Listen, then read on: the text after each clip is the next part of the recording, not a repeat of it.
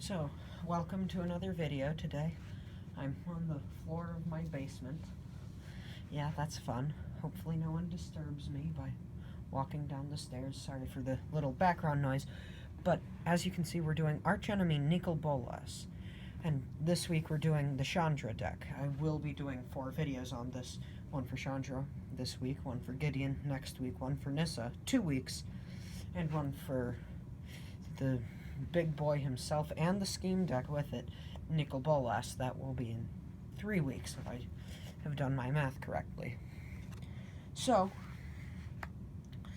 the first part about this, sorry I'm not doing any edits in this, unlike my previous videos, but enough for the 48-second intro. First off, on this deck, something you should know. These are deck, I guess, reviews? I don't know what to call them. Here are the lands. I'll be reviewing the deck and just how good it is on a scale of 1 to 10.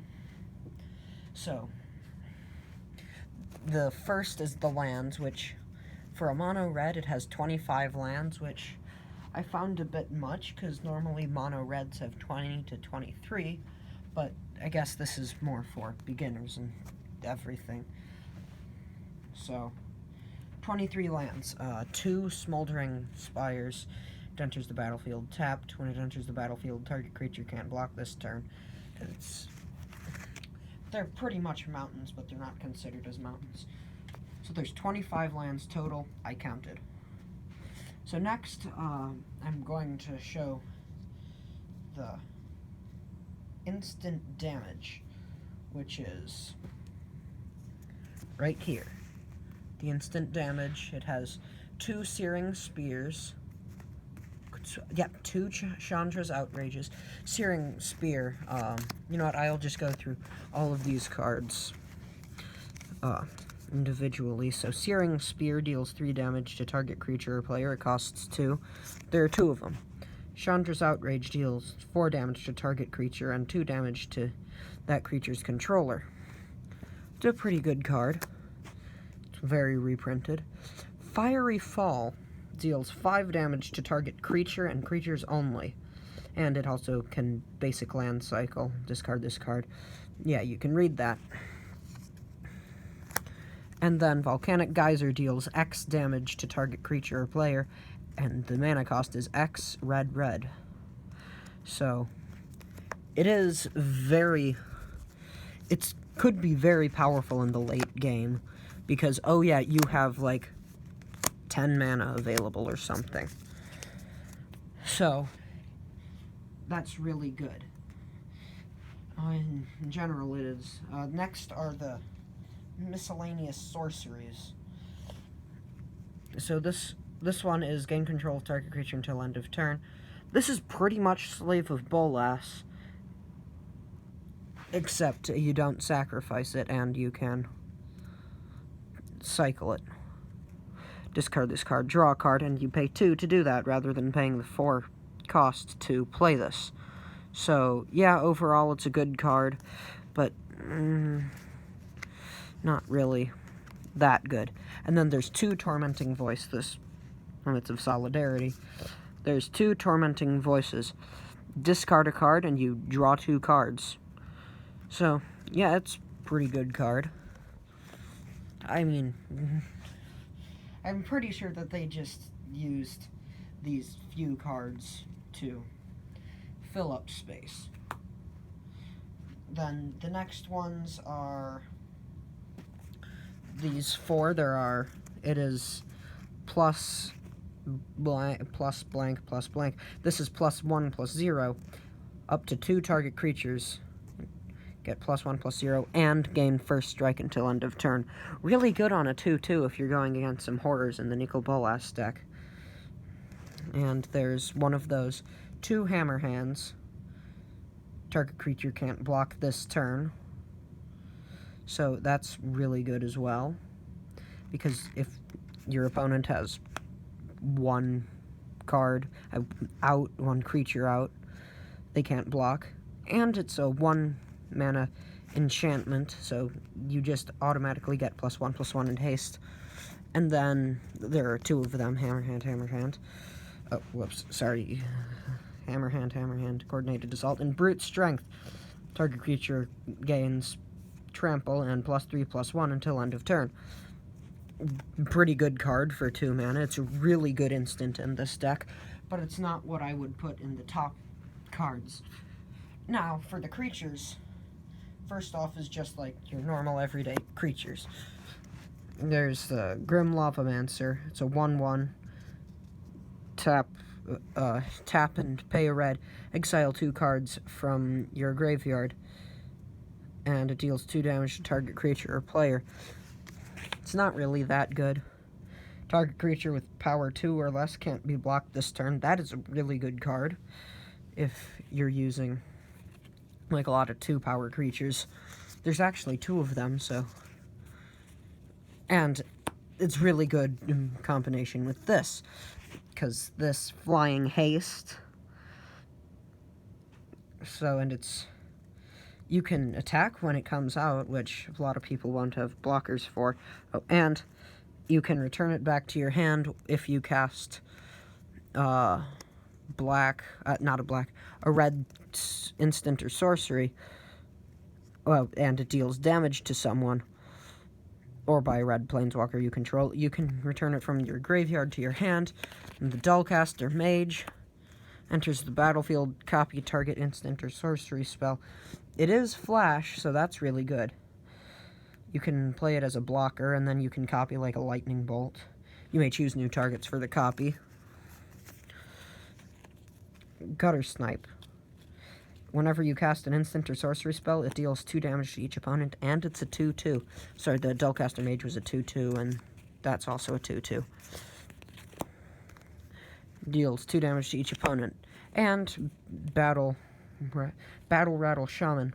At the beginning of your combat, you may have target creature gain +2/+0 until end of turn, which is pretty good card. All of these creatures are good, but I didn't get into the main creature ability of this deck, and that is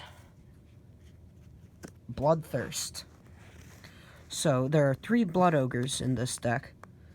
They have Bloodthirst 1, which means if a creature died this turn, or, my bad, if an opponent was dealt damage this turn, this creature enters the battlefield with a +1/+1 counter, which is really good against, like, 3/3s, because this also has First Strike, which, yeah, is good. And this has Bloodthirst 2. It costs 2. The Blood Ogre costs 3. But it also has Menace, which is a real pain, especially with the Void Winnower. Oh, that's fun. And the Stormblood Berserker, that's both of these human berserkers. Then the Gorehorn Minotaurs. They cost 4, and it's a Bloodthirst 2, which is really, really good. A 5/5, possibly, and you have 2 of those in your 60-card deck. Yeah, that's good.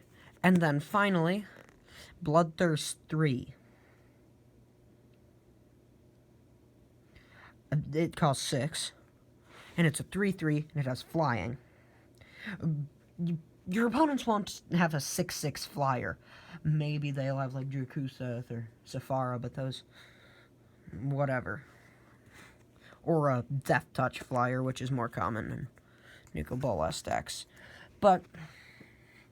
or in the Nicol Bolas deck here. Next is the really good creatures. Not really a common theme. There's 4 of them. Obsidian Fireheart, Torchling, Inferno Titan, and Avatar of Fury. So the Obsidian Fireheart is a 4/4, which is good in its own right, but you can also pay 3 and put a blaze counter on target land. You can activate this multiple times each turn. You can put it on the same land, or you can put it on different lands. It's really up to you, but every upkeep, they'll be dealt 2 damage, which is a really good effect. Torchling. This is a general really good card. You can pay 1 red to untap Torchling. pay 1 red. Target creature blocks Torchling this turn if able. Pay 1 red. Change the target of target spell that targets only Torchling, like Doomblade. Oh, that would be so fun to do. And then you can pay 1 of anything to give Torchling +1, -1, or you can pay 1 of anything until end of turn. Torchling gets -1, +1. Torchling is a really versatile card and should go into almost every red deck that you have if it's not a standard deck. Next is the Inferno Titan. Sorry if I wasn't holding it up. Inferno Titan gets +1, +0 until end of turn. Really good effect in its own right, but it's fire-breathing pretty much. This is a 6/6, so you can turn it into a 7/6, 8/6, 9/6 if you have enough mana. At second turn it's out, you could even make it a 12/6. That's a lot of damage headed towards your opponent. Whenever Inferno Titan enters the battlefield or attacks, it deals 3 damage, divided as you choose among 1, 2, or 3 target creatures or players. That is an extremely powerful effect. But then there's the Avatar of Fury. It also has fire breathing and flying. And as long as an opponent controls 7 or more lands, you just need to pay 2. 2 for a 6/6 flyer. That is really good late game. You do not want this in your opening hand because that is taking up a valuable spot, but you want it in late game. It is really powerful. And now for the pinnacle of this deck, the one that if you added a Grim Tutor or a Demonic Tutor or a tutor that can search for any card that you'd want to get out of this deck is Chandra Pyromancer. Well, you might want to get the Inferno Titan or the Avatar of Fury. Or, too bad there's no Lightning Bolts in this deck, but you'd want to probably get this. It's Chandra Pyromancer, in case if you can't see. It costs 4. And the +1, Chandra Pyromancer deals 1 damage to target creature and 1 damage to up to 1 target creature that player controls. That creature can't block this turn. Really good against Death Touch creatures. So, yeah. A 0 ability.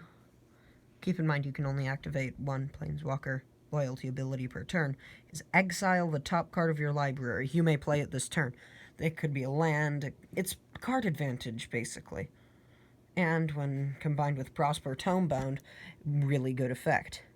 -7 after 4 turns, you can do this, or on your 4th turn of having it, you can do this. Exile the top 10 cards of your library. Choose an instant or sorcery exiled this way and copy it 3 times. You may pay the copies without paying their mana costs. The effect doesn't go away at the end of the turn, so it is a really, really powerful ultimate that you'd probably want to use. So, now on to my rating of this. I'd give it about... Within this, I'd give it... It's a good deck in general, but it's not something I'd really want to keep as a prized deck. I'd say that it's probably the worst deck out of the Archenemy Nicol Bolas. I'd also say that maybe you'd want to not... Like, it's a good deck, sure, but you wouldn't want to use it in, like, Modern or something. I'm not sure if all the cards are even legal in Modern. But you wouldn't want to use it in, like, just casual games of Magic against your friends or Friday Night Magic, or... You wouldn't want to use it then. It's good in, like casual things. If you don't want to win, per se, then, yeah, it's a good deck, but not winning gets kind of boring after a while. So, I'd recommend using another deck from this. Preferably either Gideon Nissa. Probably not Nicol Bolas, but there's some times where you can make it work. So, my overall rating of this deck, within the closed environment of Archenemy Nicol Bolas, I'd give it 6 out of 10. but within all of the Magic decks ever, it would be closer to a 2. So overall, it's a decent deck, but you shouldn't be using this as like a competitive deck. So overall, really good deck. I mean, if you think that it deserves better, you can leave a comment, or if you think that my grading of it was correct, or you just like the video in general, you can like and subscribe. I mean, you don't even have to turn notifications on if you subscribe. Just the early subscriptions really help new channels out, so I learned from my previous experiences. But just overall, yeah, if you liked it, like, I mean, if you even thought it was decent, like, it's fine if you dislike it.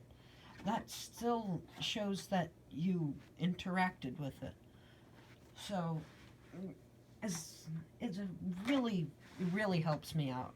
So anyway, I'll see you in the next video, which is probably going to be released on Thursday, and yeah, keep your eye out for it.